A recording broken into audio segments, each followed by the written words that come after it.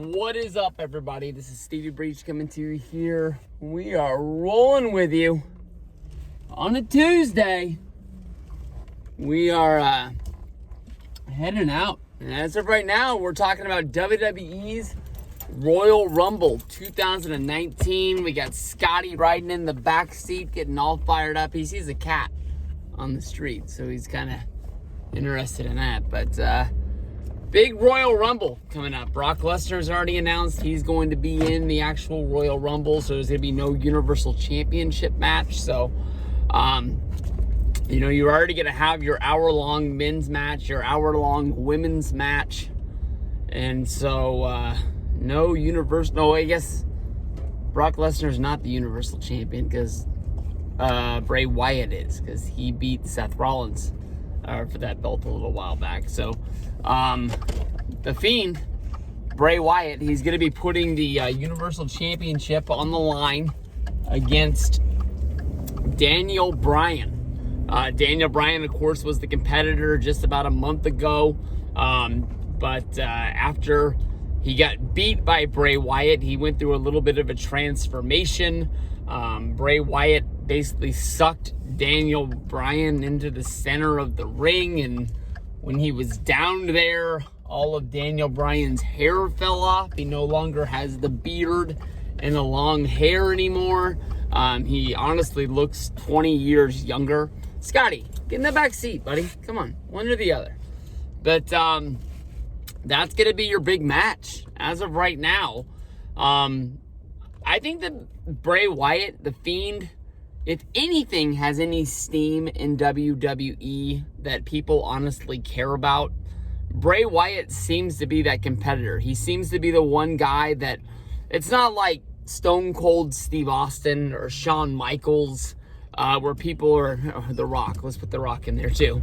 It's not like people are tuning in gangbusters, basically to see what's going to happen on SmackDown each and every week. But for the people that are fringe watching WWE, that, this is the reason why they're tuning in, because they want to see what's going down. Most people are saying that Bray Wyatt and the Fiend character seems to be the one thing that's making them do it. So, as a Daniel Bryan fan, seeing him go through the major transformation that he has, I am intrigued to see what is going to go on. You could very easily say that they are going to push this feud as long as they can go, and maybe it has a WrestleMania end date where Bray Wyatt and Daniel Bryan had a match where Bray Wyatt came out victorious.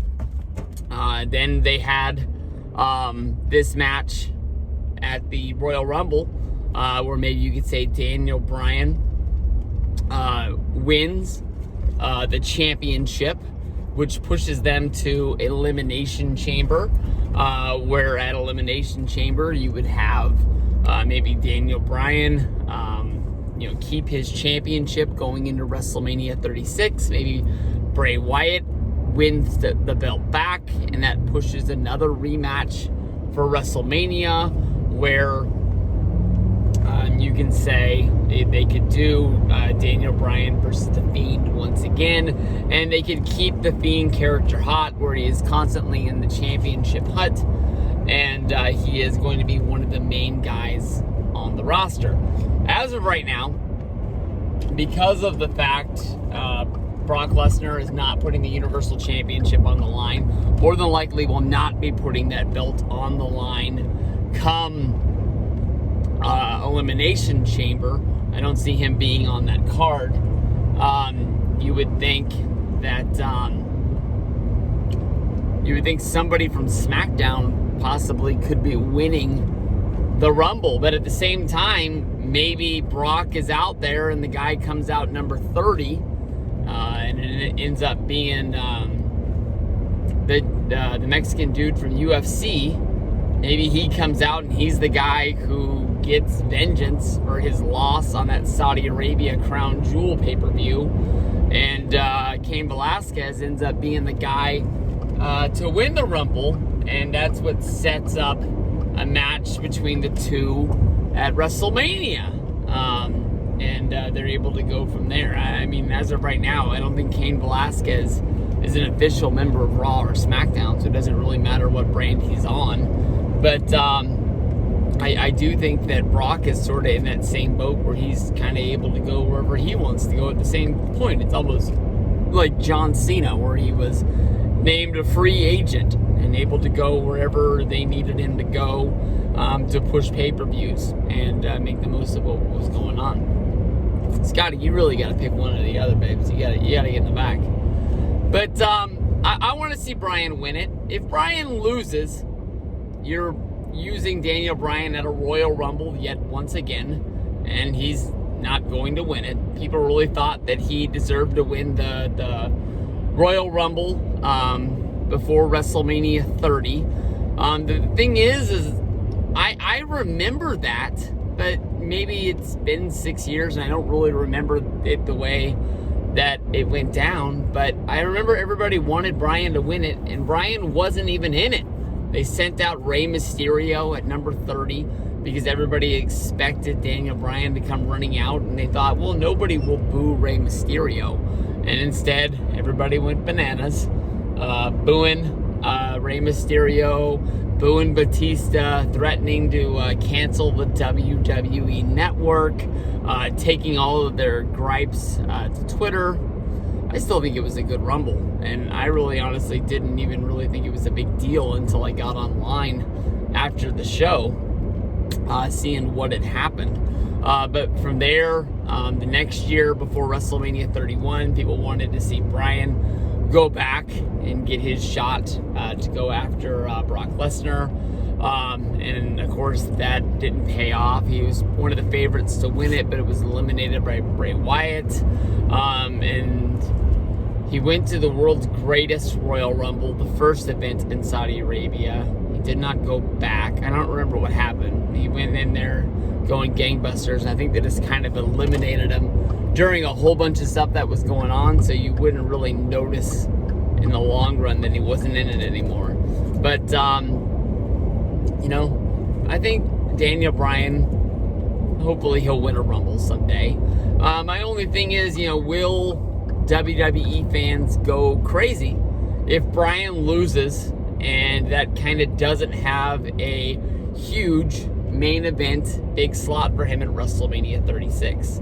Honestly, at this point, I think for the people who watch WWE continuously, for the people who care that are going to WrestleMania 36 in Tampa, you're going no matter what. You want the best card that you can get, and sometimes you pay off and you get a WrestleMania 30, and sometimes WrestleMania 30 pans out the way that WWE had it on paper that CM Punk tweeted out the day ago.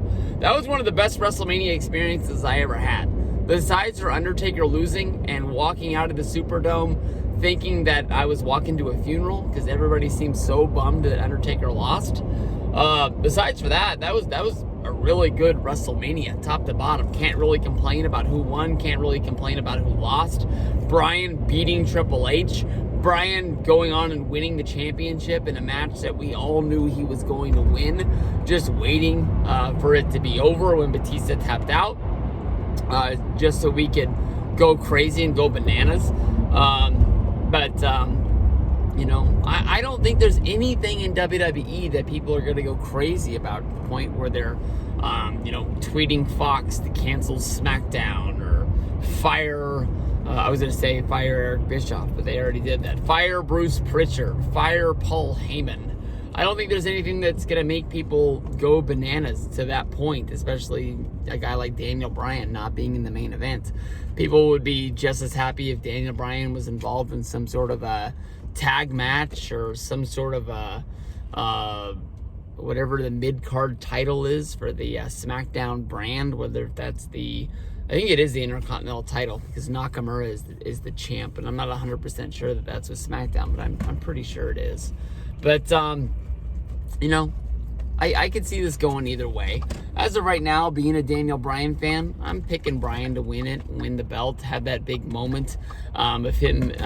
Well, he's already done it. He won the championship right before Survivor Series. So he's been champion, and he held it until WrestleMania, and lost it to Kofi when he was going nuts about the environmental friendly champion. So it's something that we've seen before, but you know, Daniel Bryan is something that as a wrestling fan you gotta just sort of count your blessings, because his career honestly could be over in any match that he has, whether if it's a house show or if it's on television. Anything goes the wrong way and it could be over, said and done. It's pretty much the same way we need to think about Edge coming back for the Rumble and maybe a WrestleMania match or whatever their plans are to use him for. There's a lot of stuff out there that people think that Edge is going to be returning to WWE. So, we'll see. I'm picking Bryan to win it. Wouldn't be really upset if he doesn't. But I'll be sitting there on my couch. CM Punk possibly is going to be the biggest buzz name of the night anyways. So, we'll see what goes down. Peace out, everybody. Let me know what you guys think. Scotty, say bye. Ruff, ruff.